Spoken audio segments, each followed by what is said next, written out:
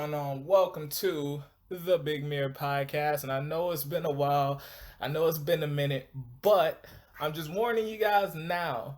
This podcast will be very, very basketball NBA heavy. But I do want to get into a few things before we jump into the basketball stuff because that's going to take up majority of this episode. I want to jump into music in 2019 first of all, okay? So for music this year, we've pretty much had Old Town Road, Old Town Road, Old Town Road, and that's pretty much been it for this year. And it is kind of disappointing, I guess, because I feel like we came off the heels of a great, I'll say hip hop year at least. In 2018, it felt like everybody had, everybody dropped the album. Drake with Scorpion, Beyonce and Jay-Z with Everything Is Love. Kanye dropped like 7 albums that nobody listened to. It was just a lot of content out there for everybody to digest. J. Cole dropped a record. Just everybody dropped a record last year, and now this year has been very dead. Like I said, you've had Old Town Road, and that song has been number one for like 10, 11 weeks. You got the Billie Eilish record. Correct me if I'm wrong on that. And then you got DJ Khaled's record that I haven't even listened to yet. And that's kind of funny that he actually suing Billboard right now because his record was supposed to be number one. He partnered up with some energy drink, and I guess that's illegal. But I'm like almost positive that I've seen artists promote their albums with big corporations, and they never counted it as illegal. But I guess it disqualified him as being number one. They put him at number two behind Igor, which is Tyler the Creator's record. And by the way, Igor is great. Igor, I listen to that album like maybe every other day. It's great to listen to in the car. My favorite song on the track is probably I Think or Running Out of Time, one of those two. That record is awesome. And that to me, that's the best record I've heard this year at least. Is Tyler the Creator's Igor. But anyways, DJ Khaled is suing Billboard, and somebody said something funny on Twitter. They were like, he threw out years of positivity and good energy, because his record didn't go number one. Was this all a gimmick, really, or is he really that guy? Is he really this big positive, happy individual who does everything for his family and more importantly his son Assad? I don't know. Like I said, I think he is warranted to be mad because I'm like 100% sure that I've seen this before where people promoted their albums with big corporations and the albums went number one. It's that simple. But anyways, to move off the music, I want to get into the movies. The movies are heavy this year. And usually I'm pretty good with keeping up with the movies, staying on top of everything. But so far, like I'm pretty sure Endgame is gonna be everybody's like number one movie of the year. For it, like for sure is mine. But other than that, like Captain Marvel, I thought Captain Marvel was dope. I thought Us was dope. I thought The Long Shot with Seth Rogen was dope, and I think that movie is gonna go down as like forgotten for this year. That movie was great. And if you haven't seen The Long Shot, go see it. I know everybody saw Captain Marvel already. I know everybody saw Endgame. I'm pretty sure everybody saw Us. Toy Story just came out yesterday. I'm pretty sure everybody's gonna see that. Make sure you see The Long Shot. But we got a movie heavy year. Like I said, yesterday, Chucky, the new Chucky came out. Toy Story came out. I've never watched John Wick, but I want to see I wanted to go see the movie, but I hadn't seen the two prior to that. So I was like, I'm gonna watch the first two, then catch the third one. But apparently that movie was super hard. And we got Fast and Furious, Hobbs and Shaw coming out. We got the Joker coming out. Shazam came out. We got the third installment of this trilogy for Star Wars coming out. So movies this year it's already been dope. And it's only gonna get any better. I've been going to the movies at least twice a month, maybe three this year alone. We actually just went to go see Ma. Even that movie was funny. It was exactly what I expected. It was a cheesy horror movie, and I'm in love with those. Like I'm a big Scream guy. I'm a big Child's Play Chucky guy. So those movies are always good. Even some of the Friday the 13th movies are kind of hokey too. But cheesy horror films are awesome to me. I mess with cheesy horror movies. But let's get into this NBA stuff. First of all, shouts out to the Toronto Raptors.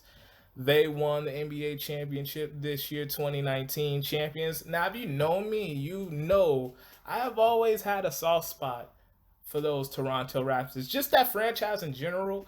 I always thought it was different. It was a team. It was the only team that wasn't in America, obviously. It's in Canada, Toronto, Canada. And I felt like they always had stars, but their stars never wanted to be there. Like, they had Tracy McGrady, who left and went to Orlando. They had Vince Carter, who left and went to New Jersey. They had Chris Bosh, who left and went to Miami. And, Toronto traded the only guy that wanted to be in Toronto, which was DeMar DeRozan. Now, hindsight is 2020, and I know a lot of Toronto fans were upset because that was a guy that wanted to be there, that wanted to win there, that wanted to take that country to the next level as a basketball city and country.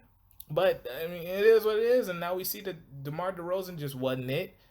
I honestly, we all know how great, how otherworldly talented Kawhi Leonard is, but I did not know that the gap between DeMar DeRozan and Kawhi Leonard was that wide. I mean, this man, with Danny Green, the only person he knew, came to a brand new team.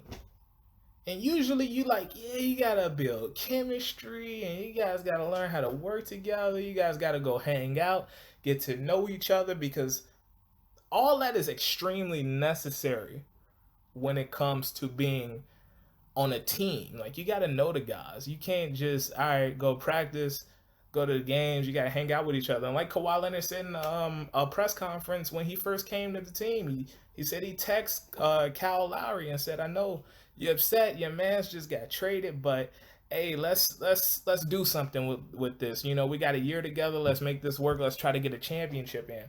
So now we understand how much better Kawhi Leonard is than DeMar DeRozan. It's not like DeMar DeRozan had a bad season over there in San Antonio. He did well. They made it to the playoffs. I think they got dropped in the first round to the Nuggets. Maybe the second round to the Nuggets. I can't remember. But DeMar DeRozan didn't do bad. He was okay. But Kawhi Leonard, like I said, is otherworldly.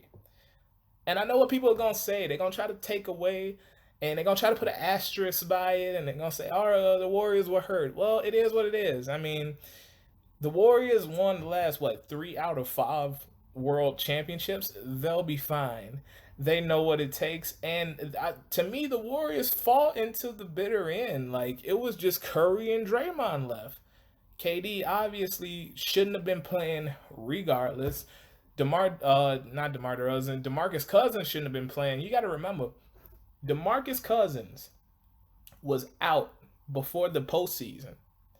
And now they were saying DeMarcus Cousins, I forgot, I want to say it was a quad injury almost, because he couldn't jump. He couldn't get boards. He couldn't dunk on anybody like he usually could. So DeMarcus Cousins is hurt. They were saying that he was going to miss the rest of that season. All of a sudden, they struggled with the Clippers. Then the next round, they were like, yo, we need DeMarcus Cousins, and they put him in anyways.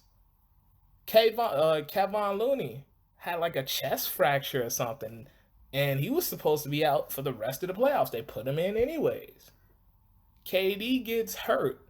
KD goes down. They go against Portland the next round and surprisingly whoops Portland's ass without KD. Next round, they're going against the Toronto Raptors. They are struggling. And you know what? They down 3-1. They said, KD, you want to play? Now, I don't know whose decision that was, and that was a big thing with all the sports talk shows and going on online, is whose fault was it? Why was KD playing? He knew better. They forced him to do it. I don't know. But Kevin Durant is a grown man. And I honestly believe, if you asking me, KD was just being a champion. He was being a competitor. And he understood the situation that his team was in, and he wanted to play. Now, the little 10, 11 minutes that Kevin Durant was in that game, the Warriors were a completely different squad. I mean, these dudes, like, I think KD went 3 for 4, smacked a three and Kawhi Leonard in his face. We all saw what was if Kevin Durant was playing. Now, well, in all honesty, I'm pretty sure that if Klay Thompson would have not tore his ACL in Game 6, not only would have won Game 6, but the Toronto Raptors would have, except for Kawhi, would have been so burned out and demoralized that the Warriors probably would have stole this championship anyways. I firmly believe that. But it is what it is, and I don't want to take away. And that's the thing we do as basketball fans. We use any and every little opportunity or any or every little flaw to take away from somebody's accolades, somebody's accomplishments. The Warriors were broken down. Yes. If KD was playing, they would have won. If Klay was playing, they probably would have won. But guess what? Those guys got hurt. The Raptors did exactly what they were supposed to do, and that was take advantage. It's not easy winning an NBA championship. And I said this on Twitter about the Warriors. Everybody was making fun of the Warriors all of a sudden, saying that okay, if Kawhi didn't get hurt in San Antonio when Zaza Pachulia stiffed him, right? Oh, the Spurs would have won that. No, they wouldn't. In fact, you got to remember, when Kawhi got hurt, that was game 1 of that series. And the Spurs were up by 20 in Golden State. But guess what? If Kawhi didn't get hurt, that game, the results stayed the same. The Warriors would have beat them anyways. They say that if Chris Paul would have played in Game 7 the year prior against the Warriors, that the Rockets would have won. I'm here to tell you no, the results stay the same. The Warriors would have beat them too. Some things just don't matter. That's all I'm trying to say about that. But like I said, the Raptors did what they had to do. They saw the injuries, they smelt blood, they attacked, and they won themselves an NBA championship. I'm not going to take that away from them. I'm not going to take that away. Kawhi played like a man possessed. Even Kyle Lowry balled out that in that Game 6.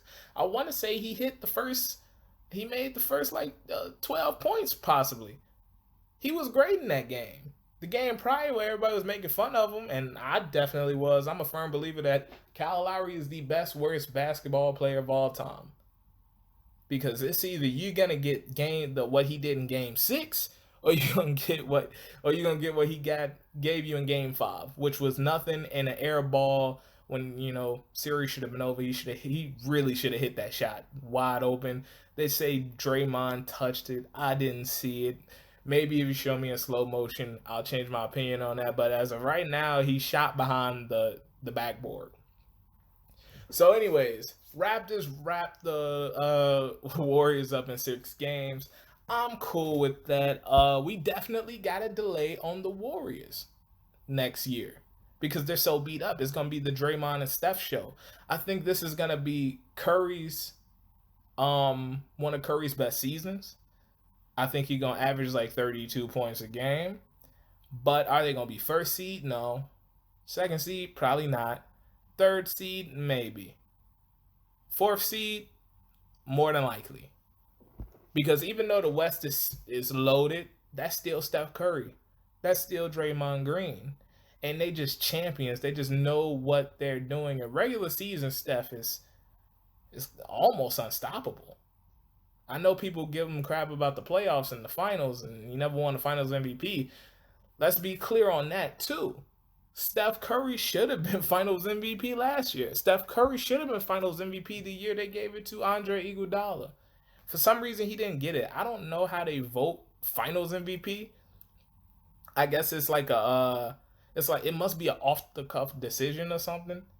Because the year prior, Curry had one bad game in the finals, and they gave it to KD. Even though Curry was playing otherworldly, he averaged like a triple-double that series, But I guess the only person that matters when they average a triple-double is Russell Westbrook. Who knows? Who cares? Anyways, we go on to free agency. Now, this is probably the funnest part of the season, believe it or not. As a basketball fan, we all get excited for free agency. That's all we talk about throughout the regular season is what's going to happen during free agency and who gonna leave and look at this person's contract is up and oh I'm hearing this guy want to team up with this guy. And now that's all coming into play now. June 30th, if you listen to this prior to June 30th, that's when free NBA free agency starts. That's when the Woj notifications go on for me. And I'm super excited about it. So the Lakers didn't have to wait to get Anthony Davis. Oh, and we're gonna get into this 100%. Anthony Davis was traded to the Los Angeles Lakers for Lonzo Ball, Brandon Ingram, Josh Hart, the fourth pick in the draft, and a few more future first round draft picks. Now, those future first round draft picks aren't going to matter because the Lakers are probably going to be good and in the playoffs. But they gave away that fourth round draft pick, which the Pelicans didn't even want. They gave it up. They gave it to Atlanta. And they took the eighth pick. I forgot who they picked, but they took the eighth pick instead. So the picks didn't matter. And honestly, I'm gonna tell you this right now. With that trade, the New Orleans Pelicans won. The Lakers look nuts for that trade. Now I'm gonna go through something with y'all real quick. This is Anthony Davis injury history throughout the last 2 seasons. I'm gonna just run them down real quick. I'm not gonna say any dates. This is just over the last 2 seasons. Illness, left knee swelling, concussion, strained left groin, sore ankle, elbow sprain, right elbow sprain, right hip sprain, illness, ankle, left index finger, shoulder, back spasms. And that's just the last 2 seasons. And I really had to think about it. I didn't even want to list all of them because it's so long and that would take up the whole podcast. This man has been injured and has missed games every season. Now, this is what LeBron wanted. This was LeBron's guy. And we could play like Magic really had some type of control. Rob Pelinka really got some type of control. When LeBron is in your franchise, LeBron is the star player, the coach, the GM. He's got everybody's ear. He's the man. He's a monopolizer. LeBron James wanted Anthony Davis. He wanted another superstar on his team, and that's what he got. But in the mix of all this, he gave up all that youth. So now it's like, okay, we're going to put they pretty much going to do exactly what the Raptors did. We're going to push all our chips on the table.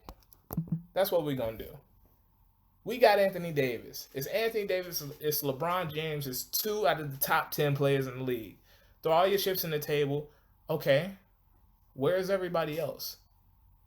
I don't even know who else played for the team now. It's literally Kuzma. And they trying to say that's a big 3. Honestly, getting Anthony Davis on your team doesn't even make you a super team, LeBron. Because let's be very clear, the Pelicans got the overall first pick in this year's draft. Anthony Davis was on that team. So you know what that means?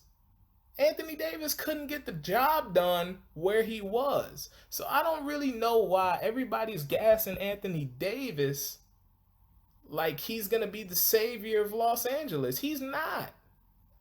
Anthony Davis couldn't get the job done where he is. Why is his team, the team he was just on, getting the first overall pick? Because he wasn't good enough. It's that simple. Anthony Davis has been in the league since like 2011, 2012 maybe. Only been to the playoffs twice. Only won 1 playoff series. I really am having a hard time understanding the hype around Anthony Davis. Now, I know what people are going to say. There was nobody on his team. This, that, and the third. I'm not really trying to hear that when the NBA consists of 30 teams. 30. 16 teams go to the NBA playoffs. That's more than half. Anthony Davis, you telling me by yourself you cannot get 8th place? Oh, well, it's in the West. Oh, well, Anthony Davis is supposed to be a top 10 player in the league. You telling me Anthony Davis can't get 8th place by himself? Or with Drew Holiday? Because I feel like we disrespect Drew Holiday a lot. Drew Holiday is nice. But now you look at the Pelicans got a bright future. I don't think Brandon Ingram isn't the greatest guy in the world to me. I think Brandon Ingram is a little overhyped by fans. People seem to really like Brandon Ingram. I hear a lot of, oh, he remind me of KD. I don't see that at all. But the Pelicans got him. Maybe he'll develop into something. I doubt it, but we'll see. Josh Hart, on the other hand, for a rookie on a team with LeBron James, where you're not really getting as much tick and attention as you probably should, I thought he fit well. I thought he made himself fit well. I thought he played well. And I don't really know his cap, but I'm interested to see. Josh Hart interested me because he made himself fit in as a rookie with a LeBron James squad. And Lonzo Ball, I think Lonzo Ball has the potential to be huge. His cap to me is all-star at least because of the way he plays. People want to play with Lonzo. People want to play for Lonzo. His style is infectious. And when you got somebody like a shooter like Josh Hart and a supposed shooter like Brandon Ingram and a big time dunker like Zion Williamson, who they just drafted, you think those guys don't want to play with Lonzo? Who don't want to play with Lonzo? Who don't want to play with a guy that's gonna constantly give you the ball? Because let's make this very clear: the NBA and their players, it's a very ego-driven sport. So when you got a guy like Lonzo who is ultra unselfish and who gives the ball up quick, immediately, and effectively, people are gonna want to play for that guy. Now I know people are talking about his jump shot, which I think people need to lay off of. I hate this notion that you can't succeed in this league if you don't have a jump shot. Yeah, you can. All you're doing, this isn't the league changing. Like, oh, you can't win if you don't have a jump shot. This is not the league changing. This is you all conforming to what the Golden State Warriors have done the past 5 years. That's what the Golden State Warriors do. The Golden State Warriors cannot win if they don't have jump shooters. Everybody else probably can. All you got to do is figure out your niche, figure out what works for your team, and run with it. Maybe your team ain't full of shooters. Maybe y'all should go to the basket. Maybe defense will win you guys games. You just got to figure out your niche. It's not, oh, if you can't shoot, then your stock is going to fall drastically, which I feel like a lot of players are being affected by. Lonzo Ball, Ben Simmons, Giannis Antetokounmpo do not have to shoot the ball to be MVPs, all-stars, or win championships because they're so talented in everything else they do. Give me one good reason why Giannis Antetokounmpo has to start shooting jump shots. That's asinine. Why is Ben Simmons, a 6'11" point guard who can pass and dribble and is fast and can play defense and can dunk, shooting threes? Why? That makes no sense. He can literally do everything else. He's 6'10", 6'11". If you 6'10", 6'11", unless your name is Dirk Nowitzki, you should not be shooting threes. And I'm a firm believer in that, and I stand by that. This new age of, big men shooting threes is just weird and ridiculous because you're 7 foot tall. Just lay the ball up. That's 2 points automatically. You feel me? Common sense, people. And I know I'm getting worked up over this, and you can hear it in my voice. But it's all good, though. I just learned to play the game a different way. Shaq wasn't shooting threes. Hakeem Olajuwon wasn't shooting threes. Kareem Abdul-Jabbar wasn't shooting threes. The most successful centers of all time, Will Chamberlain, Bill Russell, wasn't shooting threes. It doesn't make too much sense to me. Leave Giannis, Ben Simmons, and Lonzo Ball alone. Lonzo Ball's shot is ugly. It's terrible. He shoots from the side of his head. Why do coaches and why do fans want him to shoot the ball anyways? With a jump shot like that, you should never shoot anyways. You shouldn't even think about shooting. And people are really forcing this guy to shoot with that type of jump shot. He can get to the basket. I've seen it. And more importantly, he can pass. And he's an underrated defender. He's on people. Watch the games. It's not that hard. He's on people.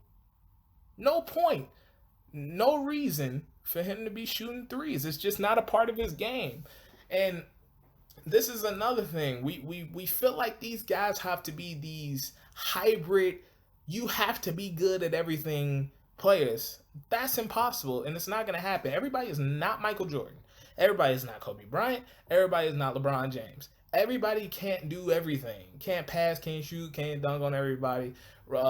Two-way players. Kawhi Leonard can do it too. He plays great offense and he plays even greater defense, right? Everybody is not these guys. So I feel like as a coach, especially if you call yourself a coach and you want your team to be successful, you shouldn't be going to them, bullying them into shooting threes, knowing damn well they can't shoot and they never will be able to. What you need to do is exploit the strengths and hide the weaknesses.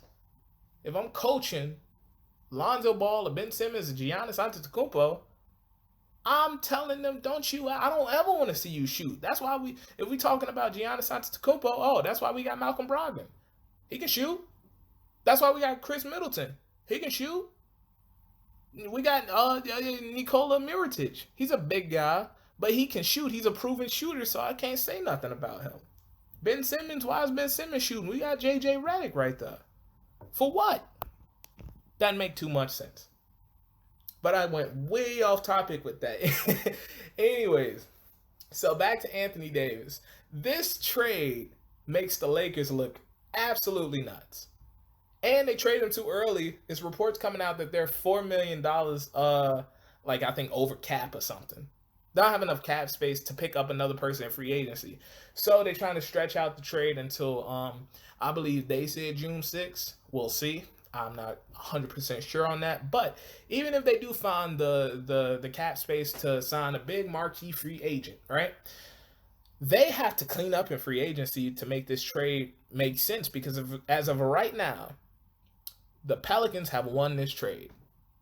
If you think LeBron James with Anthony Davis, who can barely make the playoffs and who can barely finish a season without injury, is going to win LA a world championship, you have lost your mind.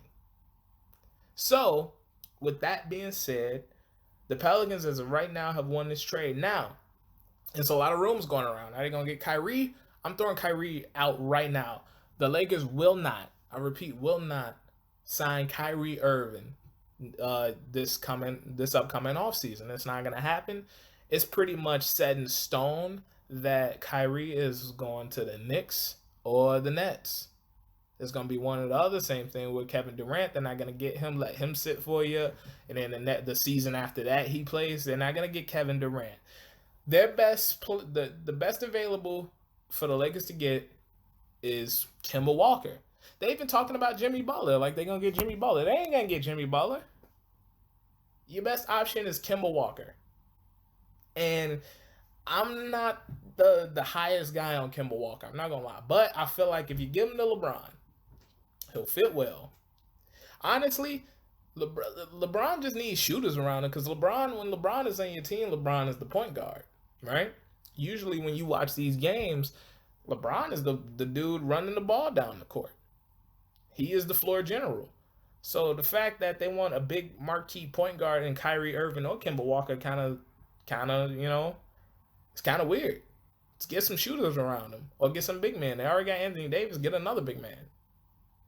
Get a guy that can shoot because LeBron James is the point guard. What's the point of the point guard if LeBron James is going to play his position?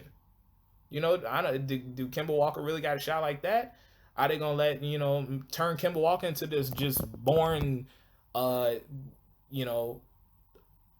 and shoot, jump shoot dude? Like Kemba Walker is a floor general. Kemba Walker needs the ball.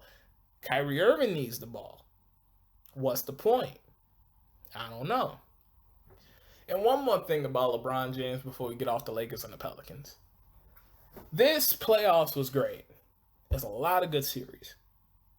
The finals, somebody different finally won. And on top of that, a team in another country won. But the most satisfying thing to me watching these finals was the LeBron James fans disappeared. They were gone. They were nowhere to be found during this postseason. And why was that? Because LeBron James was not there.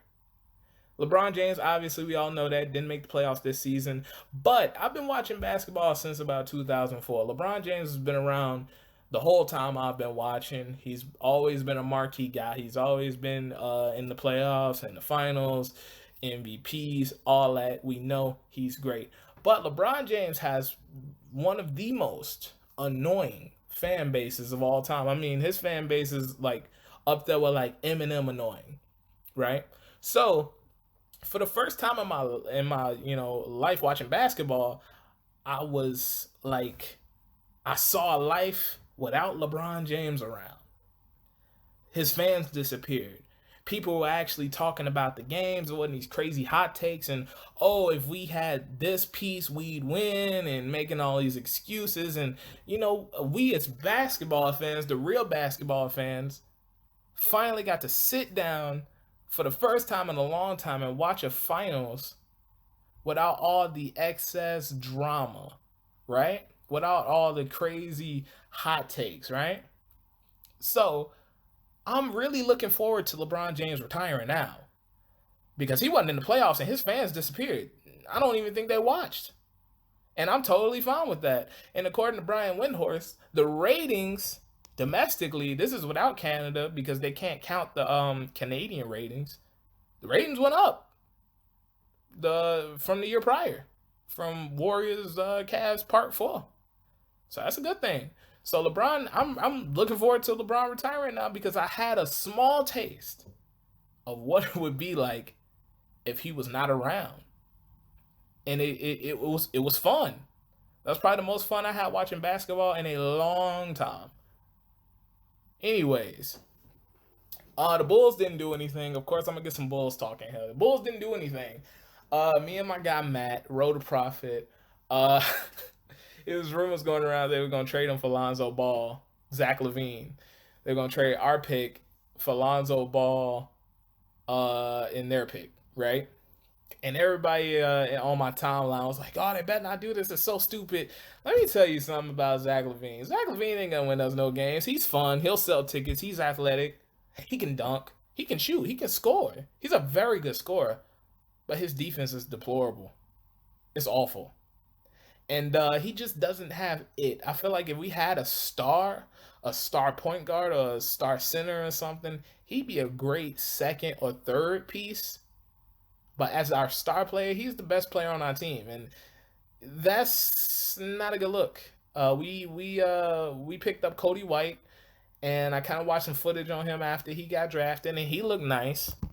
But like they said, they even said in the draft he was turnover prone. I'm not really worried about that. We got to remember when you drafting guys, these dudes are like 18, 19 years old. So like they'll grow and they'll evolve and they'll get better. But the Bulls are really depressing. The Bulls have not made a finals since Michael Jordan. Didn't make finals before Michael Jordan. The Chicago Bulls literally is just Michael Jordan. We need to create some new history in Chicago. And this is a great free agency. This is going to be a great offseason full of all-star quality talent. So Chicago, yo, Garpax, sign somebody. What's going on? Y'all sign somebody, please. As a faithful Chicago Bulls fan, give me a reason to watch the games this year. And I know a couple years ago we got D Wade past his prime, and I'm not mad at D Wade for taking that check. He did. He deserved that money, not from us, from Miami, but he definitely deserved that max. Overdue or not for the work that he put in Miami, but I really wish he would have gotten Miami. It was cool to have D Wade for a year, but it didn't do anything for us. We ended up getting rid of Jimmy Butler for pretty much Lauri Markkanen, and I felt like we won that trade because Jimmy Butler no longer plays for the Minnesota Timberwolves. Give me a reason to watch Chicago Bulls games, please. And you know what would do that? And we ain't going to win anything with them. But you know what would make me tune in to every game? Derrick Rose. Pick him up. His contract is up. This man had a wonderful season last year. He wasn't too hurt. And you guys like to make jokes about D Rose and he hurt and he can't play again. D Rose had a great season, and the highlight of his season was dropping to 50 points, and that was great. Uh, D Rose, what's up, man? Come back to Chicago. Sign D Rose back. It's not like he's gonna be expensive. He been playing on veterans minimum the past couple years. Just bring him back. It'll be a great story, and honestly, just let him retire here. Just keep him on the roster until he is good and ready to leave. He can still play in this league. He can still average I think 17, 18 points. That's solid. And he could back up Cody White, who kind of plays like him. That explosiveness, that quickness. He can't really shoot, but he can get it to the basket and he can pass, and he can play defense a little bit. He ain't that bad on D. So I would say bring Derrick Rose back, not only to sell tickets, but to help Cody White out, Kobe White out, whatever his name is. So they say he look like Crabman from My Name Is Earl. That'll make me watch Chicago Bulls games, because as of right now, I'm looking forward to watching this Lakers trade flop. I'm looking forward to seeing the Nuggets. The Nuggets team with Michael Porter Jr. coming back next year, I think they're going to be nice. I think they might be the number one seed this season. Them with Portland. And if Chris Paul and James Harden could get this together, they're going to have a great season. Again, I felt like they had a great season this year. Fell short to the Warriors, but, what do you expect? So anyways, guys, like I said, this is going to be a very basketball-heavy episode, and it definitely was. But we definitely had a lot of ground to cover. And we'll definitely be back soon. Okay, so this is a thing. I had to, I didn't have to, but I changed all my, social medias and stuff. My Twitter got, banned because I tried to change my age. I guess I lied on my age when I actually made it. It said I made it in 2010. I can't even remember what age I was in 2010, but it definitely wasn't 18. So recently I tried to change it, and they blocked me from Twitter. They were like, "Yo, we understand that you are older than 18 now, but we still gotta punish you for what you did 9 years ago," which is kind of Twitter, boy. Are you not the personification of cancel culture? So I had to make a new Twitter. So the Twitter is @TheBigMeer. @TheBigMeer. All this stuff will be in the description. Make sure you hit me on Snapchat. I'm Y2J. Make sure you hit me on Instagram. That's still Real Big Meer, and add me on Facebook. I'm Muhammad. And I'm super easy to get in contact with. Let's talk sports. Let's collab. Let's get some more interviews going. Hopefully that'll be the next podcast. Is a big interview. I got my eyes on something. I really want to go for that. So we'll see. We'll definitely see. But anyways, great to be back. Great to get all that off my chest. I'm Big Meer. This is the Big Meer Podcast. Come back next time.